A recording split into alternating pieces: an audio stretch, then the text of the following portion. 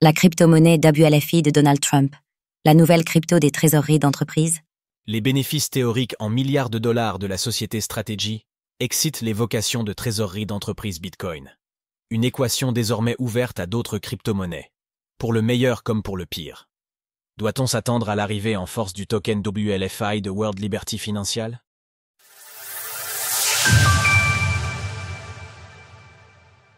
Toujours plus de trésoreries crypto d'entreprise. Le développement du secteur des crypto-monnaies s'inscrit dans une succession de différentes modes plus ou moins passagères. Et autant dire qu'à l'heure actuelle, les trésoreries d'entreprise Bitcoin occupent largement le devant de la scène. Une expérimentation menée depuis 2020 par la société Strategy, passée il y a quelques mois dans le domaine du possible pour tous les postulants à un réveil boursier explosif.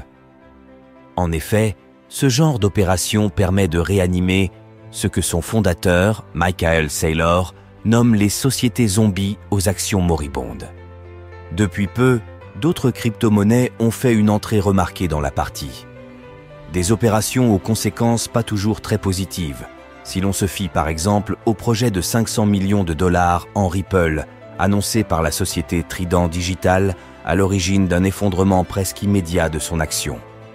Puis il y a Justin Sun, fondateur du réseau Throne, et sa Throne Treasury Company au montage présenté comme circulaire et risqué. Un plan visiblement soutenu par la famille Trump, bien décidé à marquer le secteur des crypto-monnaies de son empreinte. Peut-être encore plus que l'on ne pourrait le penser. World Liberty Financial, WLFI, dans les starting blocks. Dans la famille Trump, le projet World Liberty Financial s'impose comme une réussite financière. En effet, les profits générés par la vente de tokens WLFI se comptabilisent déjà en dizaines, si ce n'est peut-être même en centaines de millions de dollars, au point de soulever la question d'un blocage légal de ce genre de dividendes présidentiels trop proche de possibles délits d'initiés. Dans le même temps, le cofondateur du projet, Zach Folkman, est intervenu au cours de la conférence Permissionless organisée ce mercredi à New York. L'occasion de mentionner le lancement d'une nouvelle application financière pour World Liberty Financial, mais également de souligner l'intérêt apparemment croissant des entreprises pour le WLFI comme actif de trésorerie.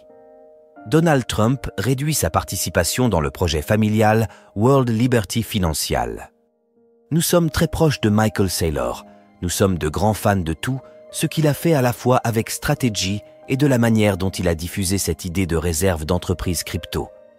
Nous avons constaté un intérêt important de la part de sociétés publiques pour détenir du WLFI dans leur trésorerie. Zach Folkman. Une question se pose toutefois à l'annonce de cet intérêt présenté comme important. Est-ce un attrait pour le potentiel du token WLFI vis-à-vis duquel Donald Trump a déjà revendu une part importante de sa participation? Ou ne serait-ce pas plutôt une opération de séduction destinée à s'attirer les possibles faveurs du président des États-Unis? Sources Bloomberg.